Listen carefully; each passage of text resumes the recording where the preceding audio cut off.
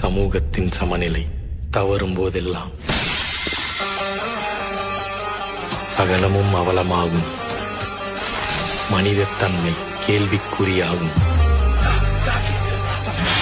பொறுமை காத்தால் உடைமை பறிபோகும்.